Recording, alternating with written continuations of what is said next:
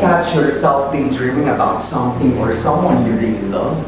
How much time do you spend talking with your family, your friends, or the people around you? Can you recall a time wherein you have given a speech in front of a small group?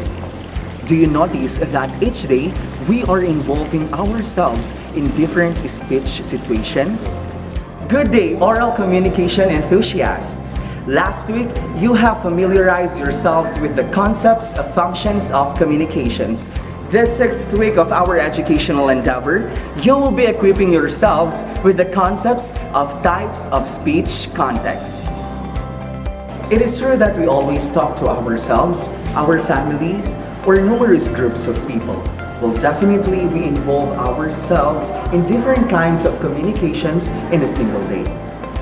We discuss different topics depending on the person or the people whom we are talking to. We also employ different styles of languages in different occasions. It is a fact that we communicate differently in various speech contexts or speech situations. Let us first define the word context in the realm of communication. Context refers to the situation or environment involved in a communication. It involves factors such as time, event, people involved, and your relationship with your audience.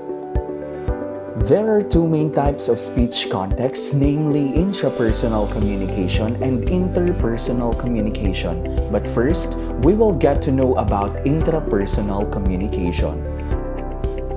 Intrapersonal communication is the level of communication where a person does self-talking, which involves self-thoughts, feelings, and perceptions about oneself through personal life experiences.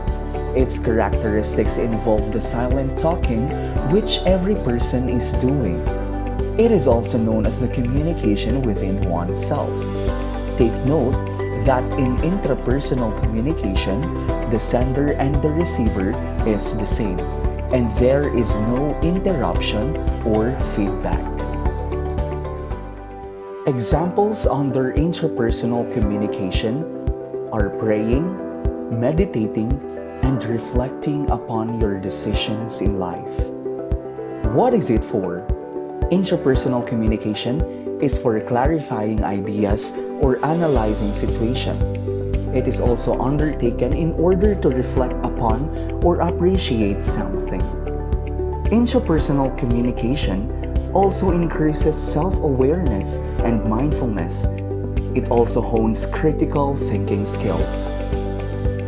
There are three aspects of intrapersonal communication. First is the self-concept. Self-concept is also known as self-perception, or the view you have of yourself. It is the person you think you are, formed in your beliefs and attitudes.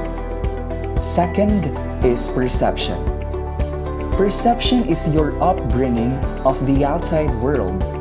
It is also rooted in your beliefs, values, and attitudes. Lastly, expectation. Expectation is future-oriented messages dealing with long-term memories, sometimes called life scripts. These sometimes are projections of learned relationships within the family or society. The next type of speech context is interpersonal communication. Interpersonal communication is the level of communication involving two or more persons engaging in the communication process. It is interactive and face-to-face communication. It is also done between the sender and the receiver. Interpersonal communication is a two-way communication between two or more people. It is a quick exchange of information. There are two kinds of interpersonal communication, and these are dyad and small group. Dyadic communication occurs when two people are conversing directly to one another. It is a form of interpersonal communication that refers to the quantitative quality of a communicative relationship between two people. Examples included in dyadic communication are guidance counseling, heart-to-heart talk, and consulting with the priest. A small group communication, on the other hand, is interpersonal communication within groups of between 3 and 20 individuals. Groups generally work in a context that is both relational and social. Its main objective is to arrive at a consensus among the members or to provide an agreed solution to a problem raised.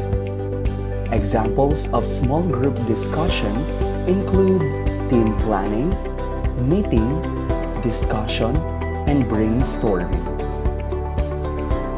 There are several roles in a small group discussion, namely initiator, clarifier, energizer, facilitator, process observer, and recorder or the timekeeper. Initiator. The initiator begins the discussion, calls the attention to the topic or issues to be discussed. Clarifier. The clarifier gives further explanation or examples for the topic being discussed to ensure that all participants are on the same frame of mind. Energizer. Energizer provides an icebreaker to energize the participants as well as the discussion itself. Facilitator. He directs the discussion in such a way that all participants will have a chance to express their ideas. Process observer. Process observer oversees the discussion in such a way that all participants talk and present their ideas.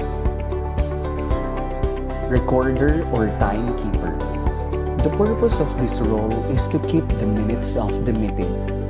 The minutes of the meeting entails the things that have been discussed and agreed upon by the members of the group discussion. Public communication. In this level of communication, one person is engaged in transmitting messages to the audience. In public communication, there is limited feedback since this is done only by a speaker who does all the talking. Only a single person is the source of information that is received by a big number of audience. In addition, in public communication, there is no mutual feedback between the source and the receiver.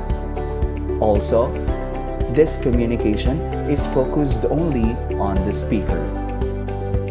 Examples of public communication would include graduation speech, declamation, and debate. Mass communication. Mass communication refers to a communication process that takes place through television, radio, newspapers, magazines, billboards, internet, and other types of media.